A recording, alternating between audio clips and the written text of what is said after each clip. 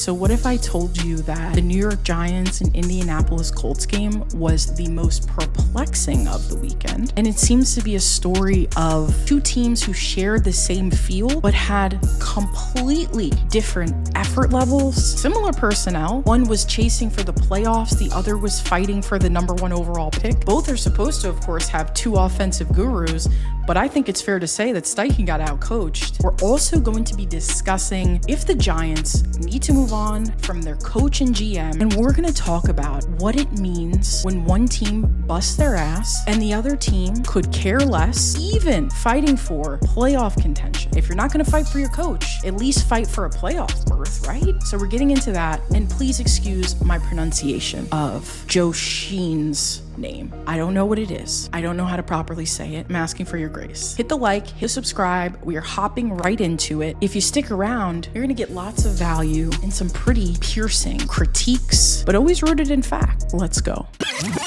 Now, let me put it very plainly to you. I'm keeping Daboll and I'm showing Joe Schoen to the frickin' door, because what you saw against the Colts was a team who has essentially been the worst in the league, absolutely compete their asses off, played through the whistle, hustled, and gave incredible effort for absolutely nothing but their dignity and their pride. They don't give a shit about the #1 overall pick. Drew Lock is there having a career game because he wants a chance to fight in this league. And if you didn't have a coach that you didn't like and didn't believe that was going to put you in a position to succeed and that you could trust him, you would not go out and fight in all three phases to the level that the New York Giants just did without respecting him and wanting to finish the season strong. The reason that you have to fight your ass off to not get the #1 overall pick is because of the roster top down that Joe Schoen has put together. This guy seems to be allergic to playmakers. Joe has made some of the highest profile missed signings and whiffs that would have been amplified even if he wasn't on Hard Knocks in the offseason. It seems that Joe's issue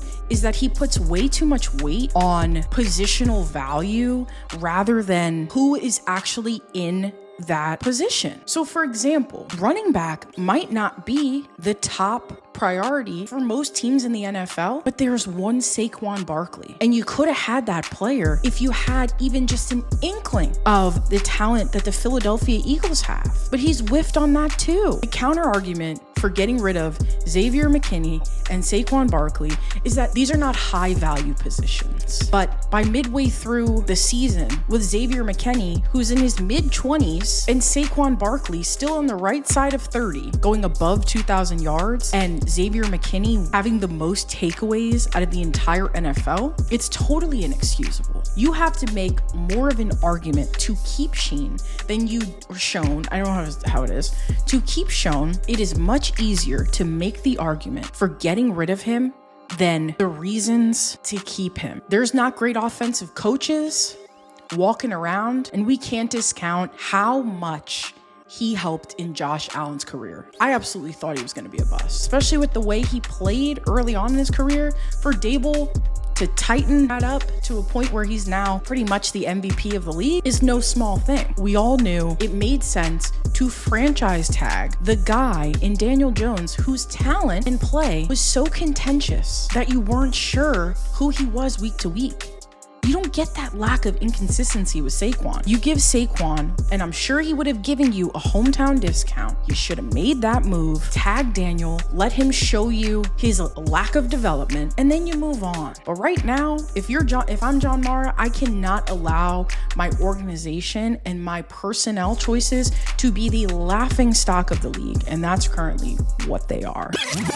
Now, earlier in the season, when Anthony Richardson got benched as what I was calling a mercy benching at the time, I made a top-down organizational failure video about them that you can see right here. My argument in that video is that Chris Ballard has been a major letdown in terms of what he was expected to be as a GM, and he has continuously made a lot of head-scratching decisions, particularly at the quarterback position. We're talking Carson Wentz, Matt Ryan, Phillip Rivers on his last year. We're talking about some egregious mistakes, but now it seems like his lack of performance has now translated down to Shane Steichen, who a lot of us thought was a very bright offensive coach. Last year, he made a whole lot of nothing into something, and I thought that that was very promising. But this year, he's made a lot of questionable calls and mistakes, and you can't tell me that your QB tapping out in a divisional game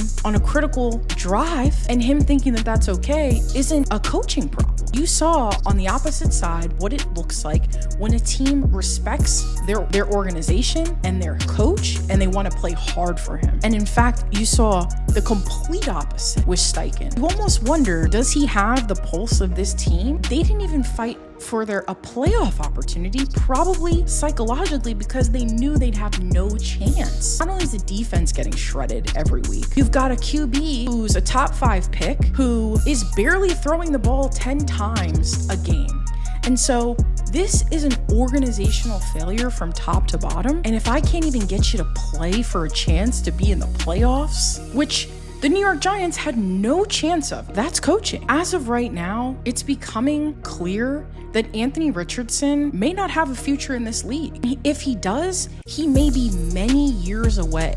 He might just simply be too raw for this team not to look elsewhere. And maybe you ought to make a call to Minnesota to see if you can get JJ McCarthy, because right now you're not getting any support from the owner, who has kept Ballard in place far too long, from the GM, who has built a strawman roster, from the coach, who allows players to pull themselves out when they're tired, including the most important player in the organization. And you can't trust your quarterback to throw more than 7 times when you're chasing in the playoffs. In Anthony Richardson last week is absolutely comical. And if they didn't have the Peyton Manning years, you almost wonder if this organization would not be in the same conversation as the Jets or the Browns. Maybe it has to do with them being a small market, Midwest. People want to give them a pass. They come off classy because of the Peyton Manning years and him being all formal and buttoned up. Let's talk about it in the comments, because it is absolutely shocking to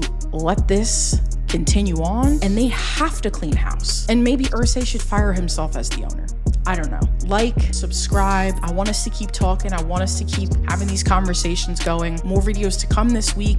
It is a busy and fun NFL time. Appreciate you stopping by. I will see you next time.